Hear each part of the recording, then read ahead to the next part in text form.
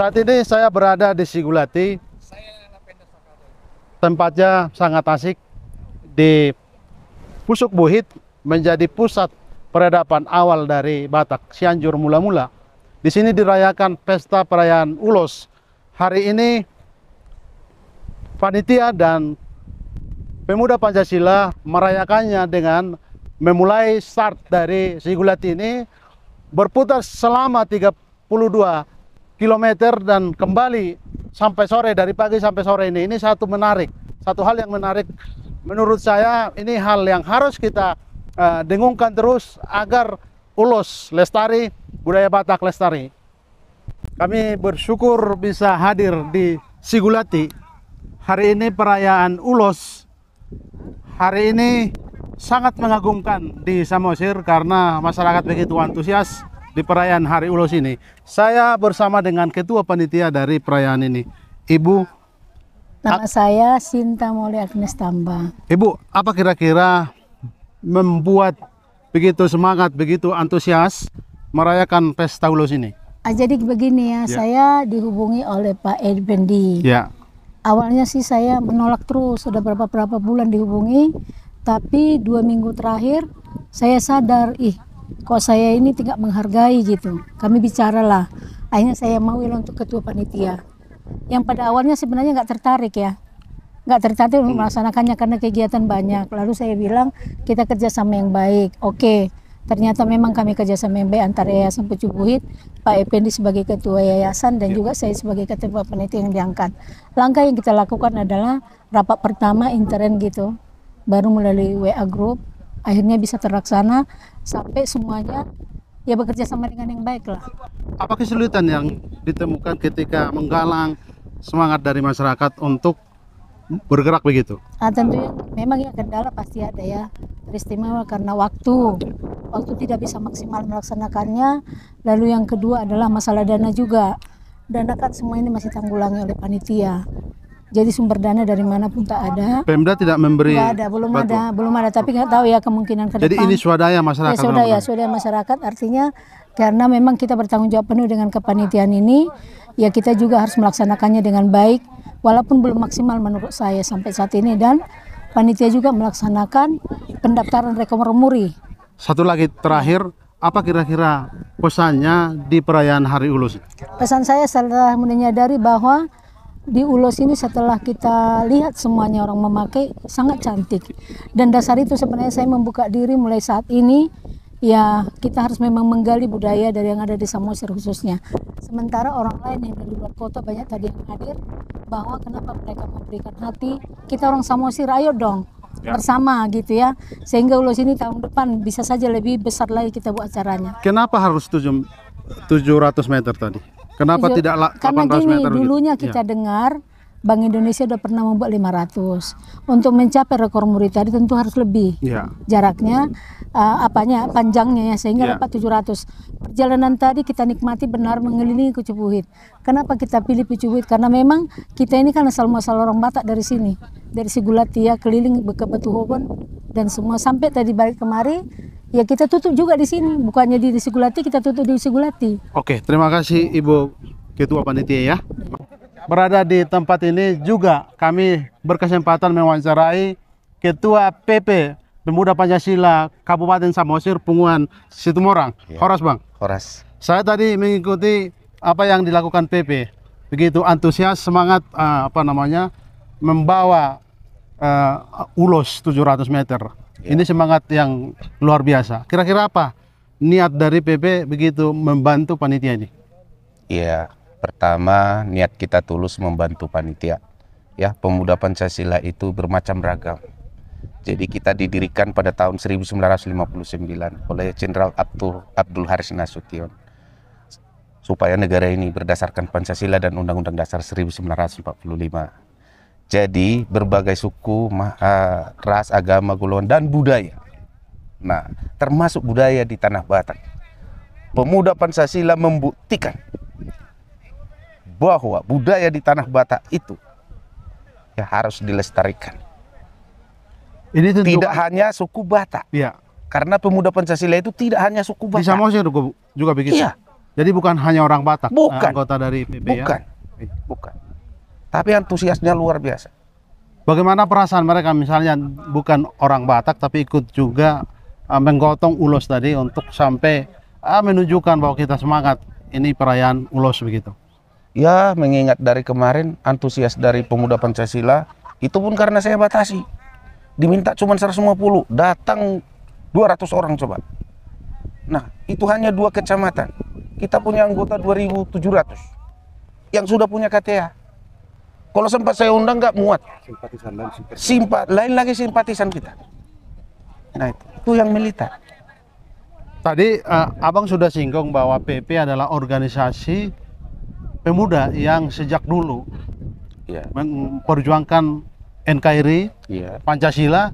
Apa kemudian kalau ada PP di Kabupaten Samosir, kira-kira melihat, mendengar juga di tempat lain ada kelompok juga intoleran, tidak menghormati Pancasila begitu. Sebagai ketua PP, apa perasaan dari Abang? Pemuda Pancasila selalu berada di garda terdepan mengawal NKRI, mengawal yang berdasarkan Pancasila.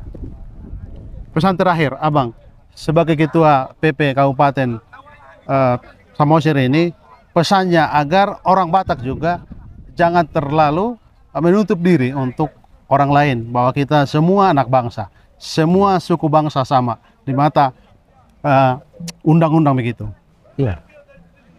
Harapan saya di Bangsa Batak, karena ini sudah kita buktikan ya, sudah kita buktikan. Satu tersakiti, 22 juta anggota dari pemuda Pancasila Pancasila seluruh Indonesia merasakan sakitnya. Terima kasih Bang Pungwan. Dan itu juga saya sampaikan di semua lapisan bawah pemuda Pancasila itu sampai ke bawah. Baik Bang, terima kasih waktunya. Terima kasih teman-teman sudah mendukung dan mendampingi ketua PP Samosir begitu. Terima kasih Bang. Dan kita harus mengawal Ya. ulos ini sampai Baik, baik. Nasional. nasional. Oke, baik, baik. Terima kasih. Berjumpa dengan Bapak Agustan Situmorang sebagai koordinator perayaan Parade Ulos. Parade Ulos ini. Pak Situmorang, kira-kira bagaimana Amang mengkoordinir agar parade ini begitu antusias, terlihat tadi panjang sekali ulos itu begitu. Terima kasih. Kita coba kerjasama dengan beberapa OKP dan Ormas Ya, yang kita tentukan etapenya berapa etape. ya, Kemudian dari Ormasnya juga berkenan seperti pemuda Pancasila yang tadi, dari siswa juga, ya, kemudian ada dari Komite Masyarakat Danau Toba. ya. Ada tokoh masyarakat yang berkenan untuk membawa ulosnya berparade keliling Pucuk Buhit sepanjang 32 km.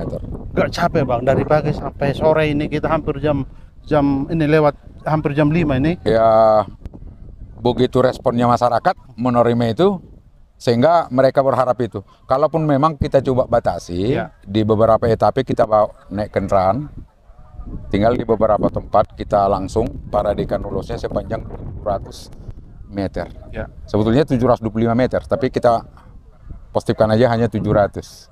Kenapa kita buat 700? Karena di tahun-tahun sebelumnya Bank Indonesia sudah buat itu sepanjang 500 meter. 500 meter ya, ini Iya. 700 meter.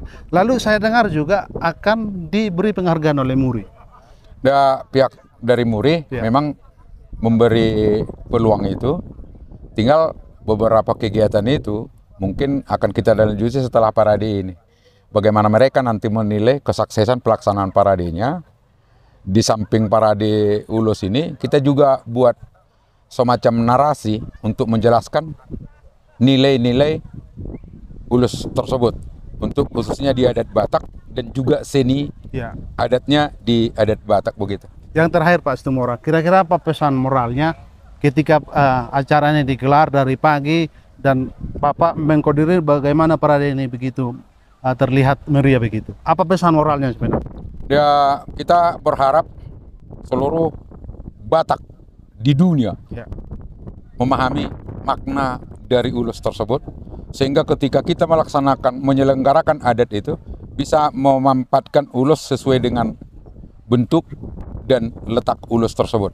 Karena ada 1000 lebih ulus ini, sehingga banyak kita yang sekarang ini sudah tidak mengenal, tidak mengetahui di mana letak ulus yang jenis ini ketika dipakai untuk ini, udah banyak masyarakat yang belum. Sehingga kita berharap dengan pagelaran ini, masyarakat akan mengetahui makna yang tersembunyi di dalam ulus tersebut. Kemudian kita berharap ini menjadi salah satu benda budaya yang dihargai oleh seluruh. UNESCO nanti akan diperjuangkan juga, Iya, saya dengar boleh. begitu. Iya, itu tujuan kita. Oke, terima kasih Abang semua orang sudah berkesempatan untuk kami wawancara. Terima kasih. Oke, terima kasih Horas. Bicara dengan Bang Effendi Naibaho, seorang mantan wartawan, mantan anggota DPRD di Provinsi Sumatera Utara. Bang Effendi, terima kasih di kesempatannya. Iyalah. Kira-kira Abang juga penggagas dari dirayakannya Hari Ulos di Sigulati ya. Iya. Jadi kita di Pusukuit ini Bang. Iya. Kira-kira apa pesan moralnya sebenarnya? Sebenarnya dengan perayaan ini, Iya. peringatan ini, kita berharap pemerintah menetapkan 17 Oktober sebagai Hari Ulos. Karena pemerintah sudah menetapkan ada 10 warisan budaya tidak benda. Ya. Salah satu dia antaranya ulos. Ulos. Dan kebetulan itu surat kementerian itu, dirjen itu tanggal 17 Oktober. Ya. Jadi ya kita sepakat sajalah sama teman-teman bahwa hari ulos itu 17 Oktober. Nah ini sudah kita lakukan perayaannya beberapa kali. Ya di Medan, di Jakarta juga ada, di Siantar dan lain sebagainya, di Balige, di Tarutung. Ya. Tapi memang secara spesifik baru kali inilah di Pusubuit ini, dan syukurlah ada teman kita Kian Ulos itu, Foni Buru Tanggang, yang membuat ulos sepanjang 700 meter panjangnya, itu ulos adum ya. Dan itu tadi barusan kita harap. Apa yang dia lakukan untuk apa mesin yang melakukan itu apa? Enggak, tangan. Di tangan. Turun tangan sehingga ada yang beberapa minggu. Nah, jadilah dia. Nah, dia buat itu 700 meter. Nah, itulah tadi kita arak keliling Pusubuit ini yang total kilometernya itu 32 km. Dari Sigulati ini putar seluruh wilayah Pusubuit, ya. pulang kembali ke Sigulati. Iya. Kenapa harus di Sigulati ini? Sigulati ini kan perkampungan Ciraja Batak. Dan di sini kantor Kaldra atau apa itu ya? Iya, di sini perkampungan Ciraja Batak kan Sanjur mula-mula kan di bawahnya ini. Ya. Nah, jadi di sinilah sebenarnya ya opung-opung kita kan itu Ciraja Batak itu. Iya. Itu apanya? Itu ya. Patungnya. Iya. Oke, terakhir pesan moral lah Bang, sebagai orang tua, sebagai orang yang cinta dengan budaya Batak, pesannya apa? Ya supaya kita betul-betul menggunakan atau memakai ulos itu ya dengan hati lah. Dengan hati terkait dengan Batak dan Habatahon, dan yang paling pokok ada unsur ekonominya, ada unsur UMKM-nya, sehingga secara ekonomi masyarakat Batak semakin bisalah berusaha dengan ulus dan karya-karyanya. Baik, terima kasih Bang Effendi. Iya, terima kesempatan kasih. untuk Suara Tapian untuk wawancara. Ya, Saya juga berkesempatan mewawancarai Ibu Murni Tobing. Beliau adalah seorang yang cinta budaya Batak. Dia pemerhati kawasan Danau Toba. Saat ini menjadi kandidat doktor di Universitas Sumatera Utara dan ingin mengembangkan atau meneliti ekonomi kreatif. Bagaimana kawasan kita Danau Toba bisa menerima wisata dengan masyarakat bisa melakukan ekonomi kreatif. Baik Inang, terima kasih kesempatannya Ibu Inang Buru Tobing. Kira-kira apa pikiran Inang agar kawasan kita ini, kawasan Danau Toba ini menarik? Ini tadi kan kita melihat dirayakannya ulos di usung 700 meter begitu. Apa pesan Inang? Pesan saya bahwa budaya kita itu kitalah yang mempopulerkan, ya. Ada dalam riset saya di 8 kabupaten kawasan Danau Toba yang terintegrasi dan menjadi kawasan strategis super priority nasional.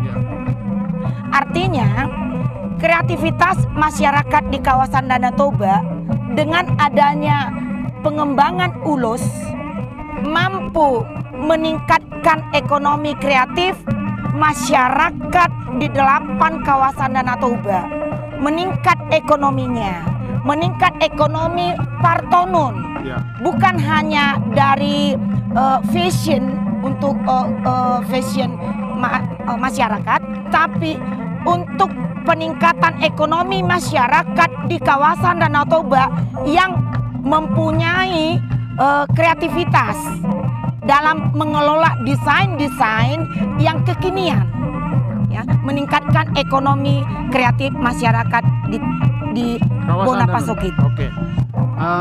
Anda kan meneliti bahwa bagaimana soft tourism agar kita bisa ramah pada para wisatawan yang datang ke Danau Toba dan mengusung ekonomi kreatif. Kira-kira ekonomi kreatif apa yang bisa diciptakan untuk bisa tidak mengganggu lingkungannya, tetapi kita juga bisa hidup dari pariwisata ini begitu? Pertama, saya akan berikan satu contoh. Ekonomi kreatif daur ulang. Ya. Ekonomi kreatif daur ulang Pandai Besi. Ya. Ada di Sitapuro, Ya. yang membuat desain untuk souvenir lonceng. Jadi bukan giring-giring yang besar lagi. Bukan giring-giring yang besar lagi, tapi lonceng kecil untuk souvenir yang bisa dibeli yang kecil-kecil. Contohnya ulos bagaimana jadi ekonomi kreatif dia? Dia tidak harus di dalam tradisi kita kan harus dipakai sebagai seremoni begitu. Kalau ulos ya, ulos yang penuh makna. Ya. Yang ditenun dengan cinta, Ya. helai demi helai. Ya. Nah, ini akan menjadi ikon Ya. di kawasan Danau Toba. Artinya bukan hanya disandang saja ulos itu, tapi bisa menjadi topi, bisa menjadi baju dengan motif yang tertentu. Ya. Ya, tidak semua ulos dipergunakan untuk baju-baju yang kreatif Ya. atau topi yang kreatif. Tapi ada tertentu yang khusus dikenakan hari lepas hari untuk tamu-tamu yang berwisata di kawasan Danau Toba. Mereka akan membeli desain-desain yang baru dengan motif-motif yang bagus, kreasi-kreasi dari masyarakat di kawasan Danau Toba. Pesan terakhir Ibu Murni Tobing, kira-kira agar kita secara umum kita kan harus menyambut para wisatawan datang ke kawasan kita ini. Kita disebut kurang ramah pada lingkungan para wisata begitu. Bagaimana kita mampu jadi pelayan, jadi menempatkan para pengunjung ke kawasan Danau Toba itu raja yang kita layani begitu. Nah, satu saran yang harus saya berikan, wisatawan yang datang ke kawasan Danau Toba berkunjung, ada baiknya selalu memakai ulos. Ya. Untuk apa dipakai ulos itu? Itulah menjadi jati diri kita. Ulos itu, contoh seperti di Bali, mereka kan memakai kain. Kenapa kita tidak memberikan ulos kepada mereka untuk memasuki tempat-tempat wisata tujuan? Nah, untuk meningkatkan ekonomi kreatif masyarakat, kalaulah sehelai ulos mereka beli sebagai oleh-oleh, contoh hanya 100.000, kan sudah meningkat ekonomi masyarakat di kawasan Danau Toba. Ya. Terima kasih Bu Murni Boru Tobing sudah memberi waktu untuk kami Suara Tepian berbincang-bincang. Terima kasih Horas. Horas. Saya juga wawancara dengan pemuda di Kabupaten Samosir ini. Lai saya Sida Putar, dia pengamat dari budaya Batak. Sebagai pemuda, saya akan tanya juga pendapatnya kira-kira bagaimana responnya dan pesannya dirayakannya acara merayakan Ulos hari ini? Horas Le. Horas. Lain sudah putar, kira-kira apa pesannya melihat acara ini begitu semangat, dan tadi kita lihat di Usung 700 meter ulos begitu. Apa kira-kira pesan Lai sebagai pemuda Samosir? Baik, terima kasih. Perkenalkan nama saya Obi Sedaputar. Saya berasal dari Kelurahan Tutuk Sadong. Saya berperan sebagai tour guide untuk Kabupaten Samosir, dan saya selaku pemuda Kabupaten Samosir ini sangat bangga dan sangat bahagia dengan adanya perayaan Hari Ulos Nasional ini. Harapan saya sebagai pemuda Samosir, sebagai warga Samosir, berharap besar supaya Ulos ini menjadi bagian dari kehidupan masyarakat Samosir, dan juga harapan kita kepada para wisatawan supaya Ulos ini juga tetap dipakaikan terutama untuk mengunjungi tempat-tempat atau situs-situs sejarah yang ada di kawasan Danau Toba. Dan harapan saya sebagai putra Samosir berharap kepada pemerintah Kabupaten Samosir, kawasan Danau Toba, pemerintah Provinsi Sumatera Utara, dan pemerintah pusat supaya perhatian untuk warga Samosir, terutama untuk para pelaku tenun ulos, supaya lebih diperhatikan kesejahteraannya. Dan yang kedua, mari kita gunakan ulos yang ditenun secara manual, karena itu sangat membantu warga-warga yang ada di Kabupaten Samosir, khususnya para pelaku tenun ulos yang secara manual. Terima kasih. Satu lagi pertanyaan saya, Lai. Ada berita terbaru bahwa 5 tempat wisata di Indonesia itu salah satunya Danau Toba, tetapi Danau Toba yang paling sedikit wisatawan yang berkunjung ke kawasan kita, padahal 5 prioritas utama itu adalah salah satunya Danau Toba. Apa pesan Lai? Ada yang menyebut kita kurang ramah pada wisatawan begitu. Kira-kira apa? Baik, terima kasih. Untuk mengenai keramahan kepada wisatawan, memang perlu adanya peningkatan sadar wisata kepada para pelaku wisata yang ada di Kabupaten Samosir dan kawasan Danau Toba secara luas. Dan untuk itu tetap perlu peran pemerintah ataupun stakeholder terkait untuk melakukan pelatihan-pelatihan atau pembinaan-pembinaan kepada para pelaku wisata yang ada di Kabupaten Samosir, baik itu tour guide, baik itu pengusaha restoran, hotel, ataupun para waiter atau waitress, karena mereka adalah garda terdepan untuk berhadapan dengan para wisatawan tadi.